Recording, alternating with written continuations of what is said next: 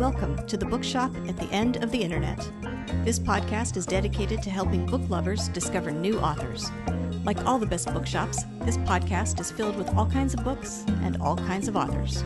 So tune in, browse around, find a new author, and discover a new favorite book at the Bookshop at the End of the Internet. I'm Stacey Horan, author, book lover, and host of the Bookshop at the End of the Internet. This is episode number 263. For more information about this or any of our episodes, go to my website, staceyhoran.com. If you enjoy the podcast, leave us a review, like us on social media, and share us with your friends, family, and fellow readers.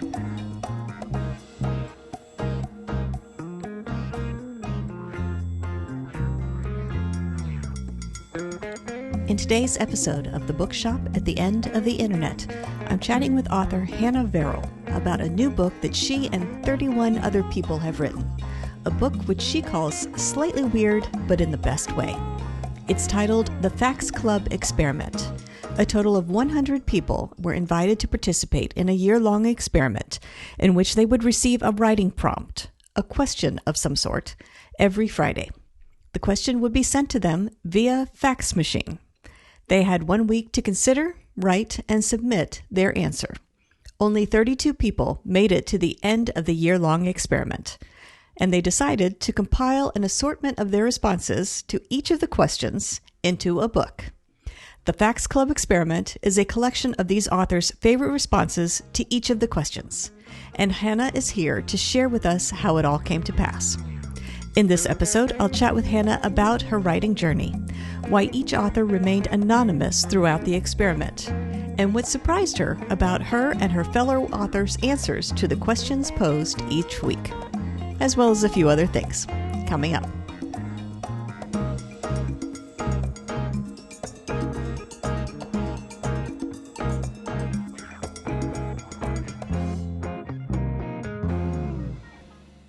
Hanna Verrall, thank you very much for joining me today on the podcast. Great to be here, Stacey. Thanks for having me on. I thought what we could do today is talk about a brand new book of which you are one of 32 co-authors. Can you introduce us to the Fax Club Experiment? Sure. It's actually the brainchild of someone who isn't one of the 32 authors, a guy called David Hyatt. He runs the Do Lectures, which is a fabulous ideas festival here in West Wales, which is how I got to know him. And he had this bright idea that he would create a club that was hard to get into, hard to stay in, but would help us all become more creative and think differently. And one day an email landed in my inbox with an invitation to join the Fax Club. I do like a little bit of an adventure, a little bit of mysteriousness and something that's a bit weird and wacky. So I jumped at the chance. And that turned out to be an experiment of a whole year. Every week we'd receive a question by fax, hence the Fax Club, that we had a week to answer.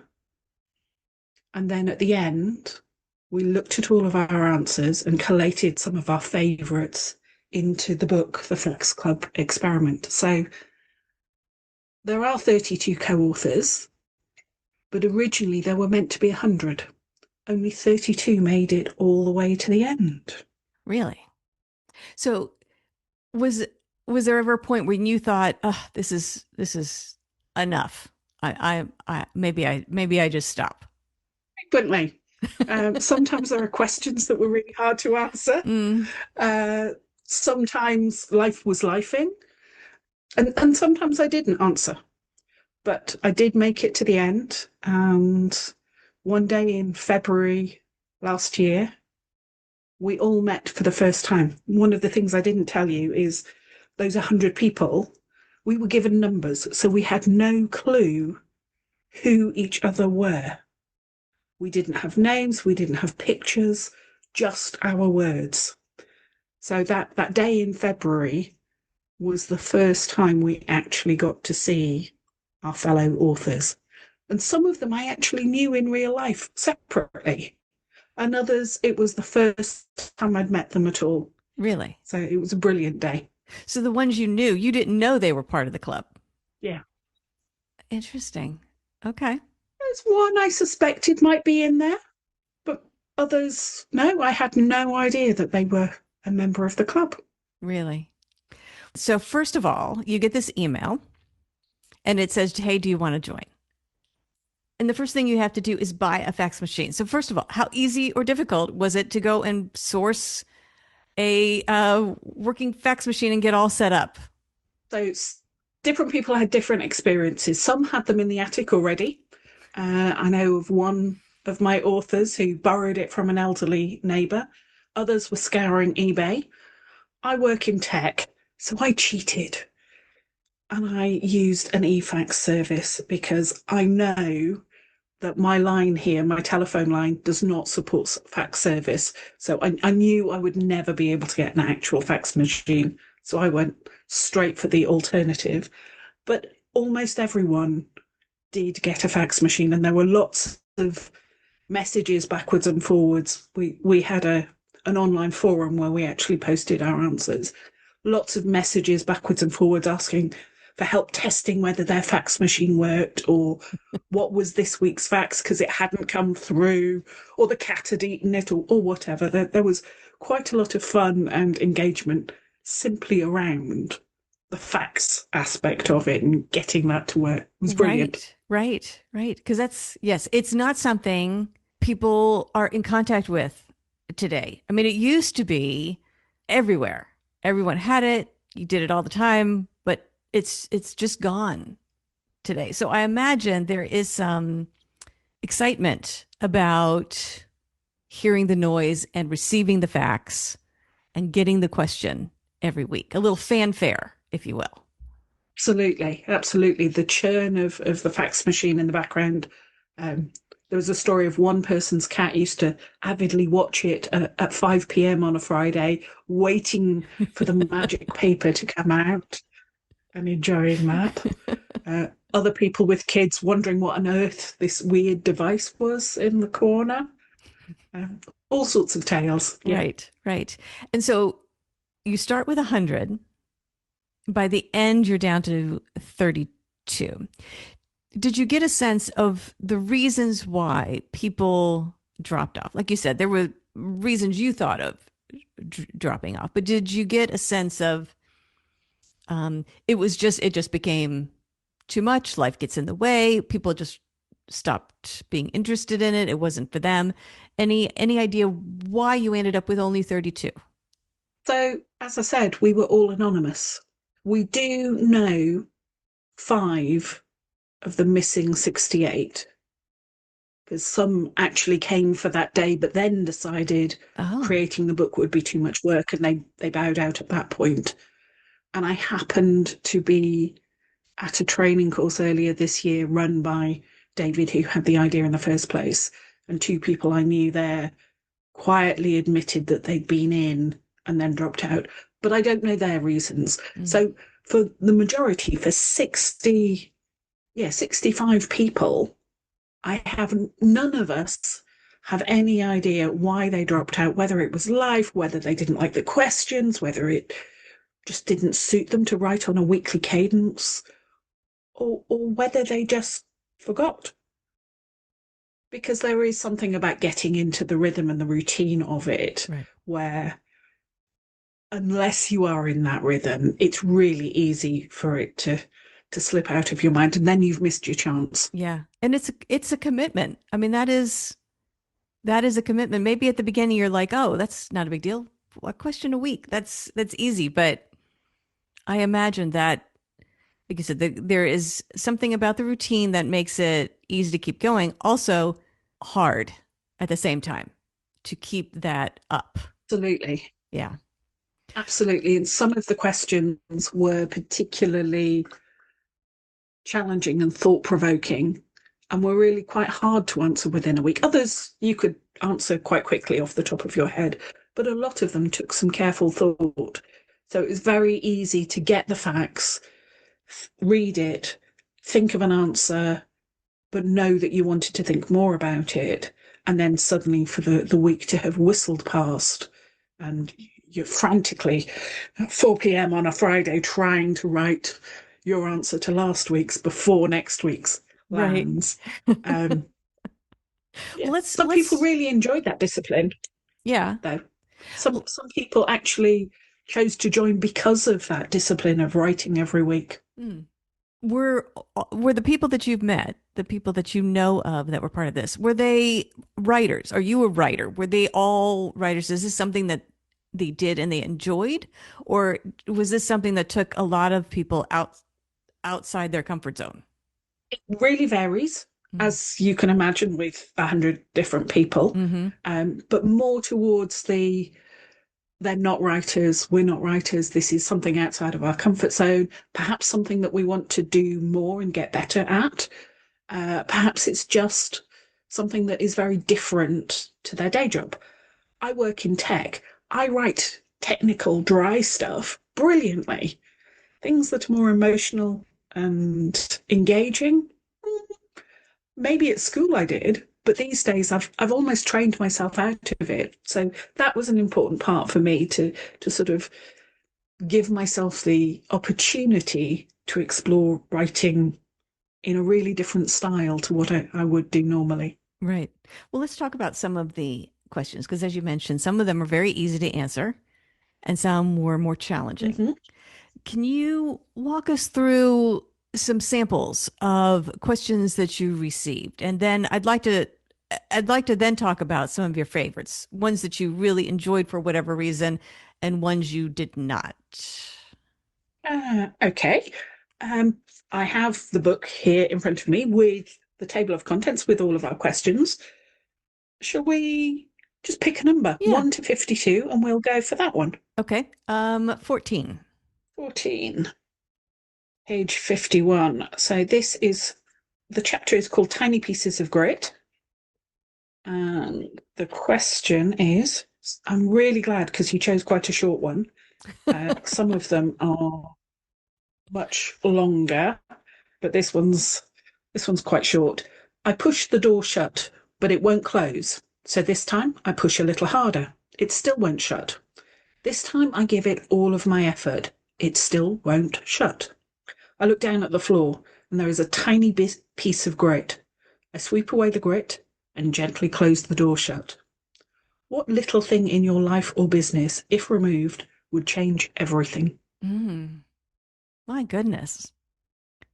So were the questions similar to this, where it really made you stop and think about something very personal to you? Often they were very deeply personal. There's a question about writing a letter to the person who has changed your life the most and expressing gratitude to them. So some of them were thought experiments where, like that one, what would change? What would you do to change things? Some were practical experiments. We were asked to go next time that we went into a coffee shop to ask for 10% discount and see how it felt. So sometimes it was actually stepping into action and putting ourselves in perhaps slightly unusual situations. And not all of us are British. Most of us were, but we've got colleagues from across Europe and from the States as well. So we each have our own cultural references. But that's actually a really uncomfortable position for a very reserved British person to do, to ask for a discount. So it was tough. Mm. Of the 52 questions that you received, were there any that stood out for you as really easy to answer? Like you had an answer for that as soon as you read it. Quite a few.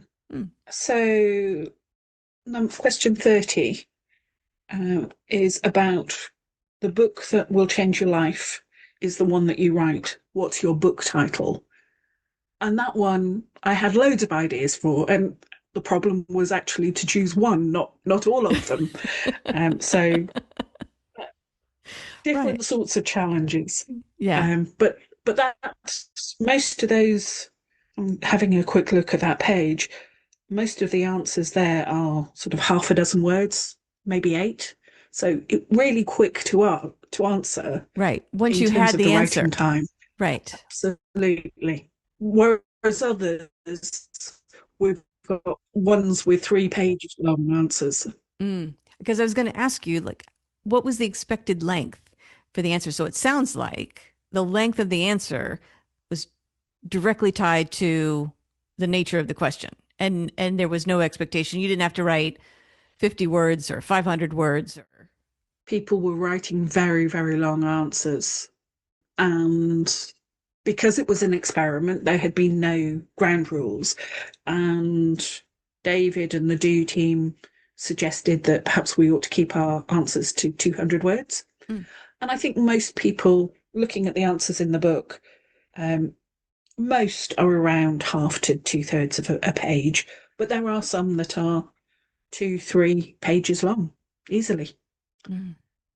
So it really varied. It depended on your answer and your perspective, as much as on the question, because even those with very long answers, some answers are still very short Still very in the short. mix. So Were there any questions that you didn't like, either because they were hard for you to find an answer to it, or you had an answer, but you didn't like it?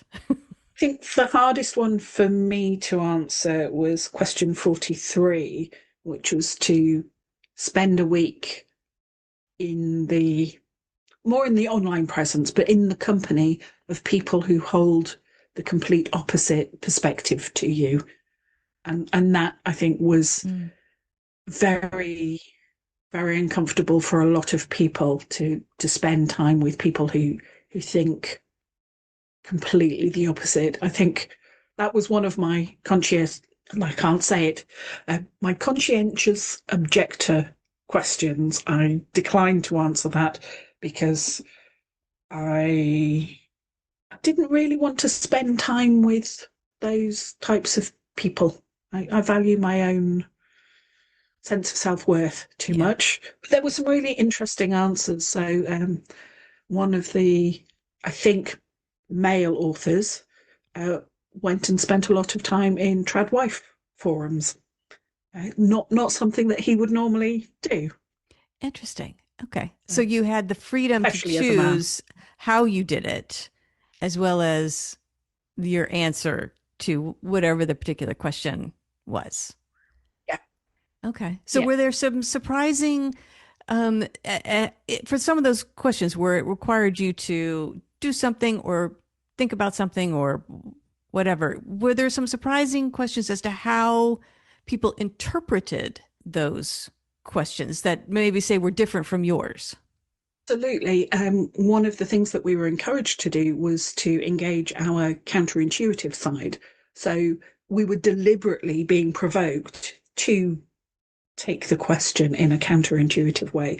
So if you ever get a copy of the book, I know Claire was keen to send you one. Hmm. Um, it's a book that you dip in and you can read it cover to cover, but actually it's really good for just dipping in and out of when you've got a problem that you're mulling over and you need a sort of fresh perspective of, um, because you'll get 4, 5, however many answers there are for a question, but they will be wildly different. So you can easily see all sorts of different ways of looking at the same question. Right, It's right. one of the things I like most about the book. Yeah. I imagine there were probably a few times where you were like, "Oh, I remember my answer to this question." Read somebody else's, you're like, "I would never have thought of it that way." Absolutely. All frequently, almost every question, and probably 2 or 3 times with every question. It's great. I did want to ask, when you were writing your answers, did you ever, were you ever either one surprised by your answer once you actually started writing it and really getting into sort of the depth of what you felt on the topic, or did you change your mind at all as you were writing? So sometimes I would write it early in the week and let it sit, and then make a few edits just before I hit publish. Other times there were 3 or 4 or more iterations, sometimes on completely different answers, as I thought more and more about the question and realized that my first answer was not necessarily properly superficial, but not as deep and as thought through as later answers. I really appreciated having a whole week to answer. Yeah. It made me think more deeply and write. Not necessarily better in academic terms, but more from the heart. Right. Right. It's a little reminiscent of, say, writing. I don't. A memoir is not really the right term, but something very deeply personal, which is a hard thing to do. Absolutely. It's almost a form of journaling, but with prompts from someone else. So it's not just whatever's coming up for you in the moment. You have some direction, um, and some goal towards your writing, Right. Right. rather than that author's favourite thing being faced with a blank page and Right. having to fill it. So Right. it did make it slightly easier sometimes, um, but other times it, some of the questions were deliberately quite uncomfortable, Mm. and sometimes we need to be pushed that way. Right. Right. Yeah. Very good point. So, how did you go about compiling these answers into the book? So we decided that because we didn't know the other 68 people, that we had no way of contacting them. Maybe the do lectures did, but we did not directly. So we didn't have the opportunity to ask those people to make sure that they were happy that we used them.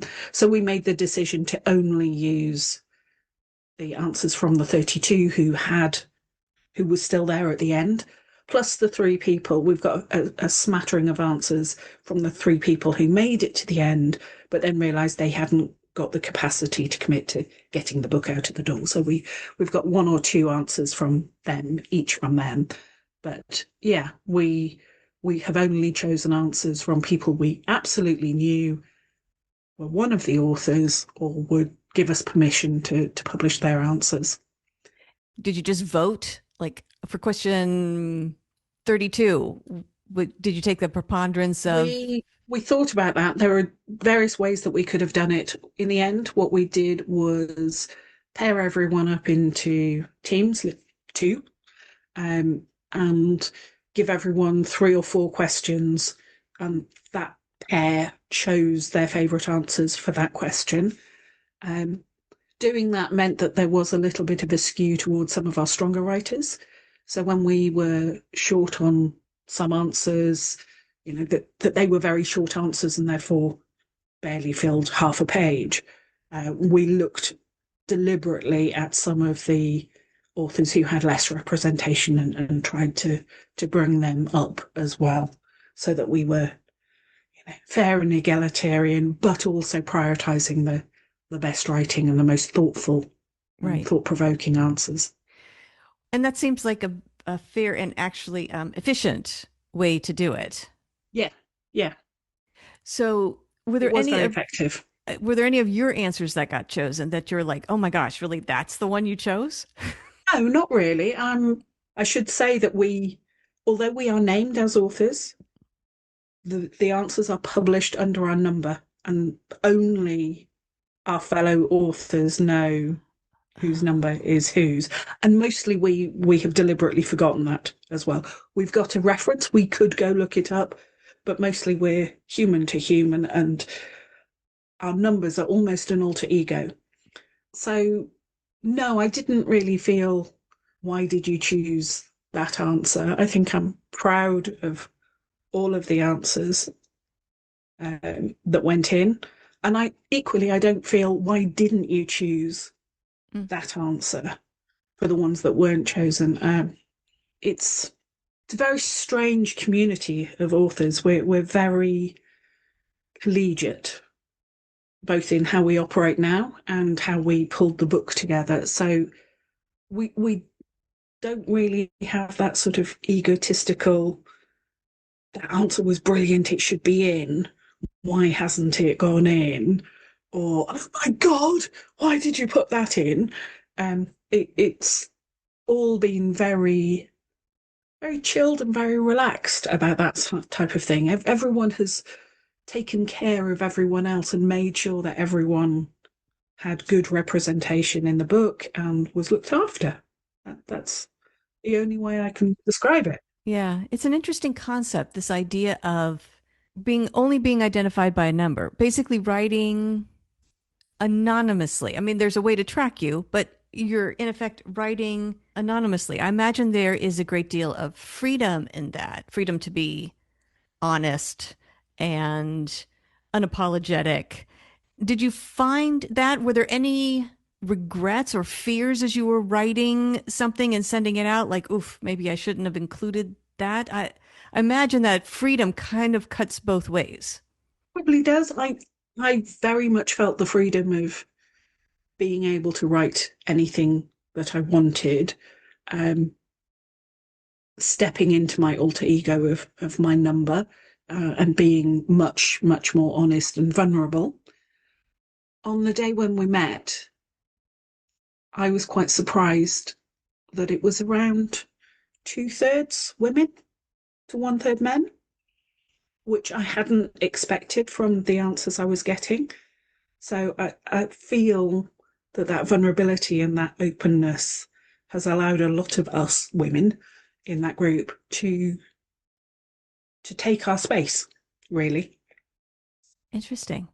I can see how that would have been a pleasant surprise to learn that it had that effect for many writers, many women in particular. Yeah, absolutely. It was a very not surreal, but slightly surreal realization when I looked around and realized how many female faces there were, particularly when you had read the answers, and a lot of them feel a little bit masculine, quite strong energy, and I thought that was really interesting as well. It wasn't just that we had more freedom to have our own voices, but when you don't know the gender or the sex of the author, how you interpret it yourself as well. So Right, right. Oh, that's a very good point. speaks to my own bias, doesn't it? Well, it's interesting. It is, I imagine it was a very interesting experiment, as you say, both as a writer and as a reader. We were a Amazon bestseller, both sides of the pond in different categories, which is quite interesting. Really? Yeah, What were the categories? Do you remember? I can't. I might be able. I'll check it out and drop you an email with Okay. them. One was something like creative thinking. They were mostly slightly businessy, slightly self-helpy um, categories, but yeah, they were in different categories on either side of the Interesting. Atlantic. So Interesting to see yeah, the different approach or understanding as to what this was. yeah, yeah. It is a slightly weird book in a great way. I love that. That should be the tagline: a slightly weird book in a great way. Crazy idea. It shouldn't have worked, but it did, is Uh-huh. what we've got on the front. But yeah, That one that's works too. same type of. Where do you all go now? You have compiled this in a book, and I imagine you are now in the process of trying to share it with people. Where do you go Mhm. from here? Is writing something you will continue to do? It's interesting. So we're in a phase of actively trying to figure out what we, the 32 authors, would like to do next, what projects we want to take on. Um, I know you mentioned that this broadcast will probably go live on March the 4th. There is a second, so the day we all met in February, David, who organised it, was so excited about the energy that we brought into that room that he instantly went out and ran the experiment again. And that group are finishing and will meet for the first time on the Friday so this coming Friday when this goes out. Right. So shortly there'll be another book, we hope, with all of their answers and experiences. And I understand it's a slightly different set of questions. So not just will we have different people writing and answering, but they'll be answering different questions as well. Mm. So we're trying to the first 32 are trying to figure out what we want to do. Personally, I'd love to run some more of these experiments.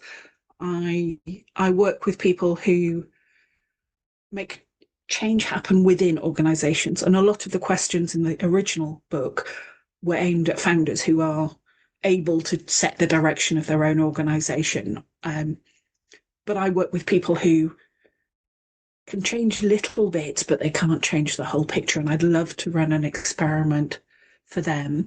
But I'm also really interested in running some for younger people and for children. So 16 to 24-year-olds and perhaps under 16s as well, because the questions don't just challenge you to describe how you think, what your current position is on a topic. It actually changes how you think about that topic. So I really would love to see other people, especially people like I've got a 21-year-old and a 17-year-old, two godsons. I'd love them to have that sort of experience and to have their horizons and their minds broadened by it. Right. So right. that's Yeah. something personal for me. We're looking at all sorts of different things that we might do. We've got a few book clubs that are running with our book, and we've got a kit for that. So that's interesting as well. For book clubs, we've got some readers who want to run their own experiments. We've got a fan in New Zealand who wants to run an experiment over there.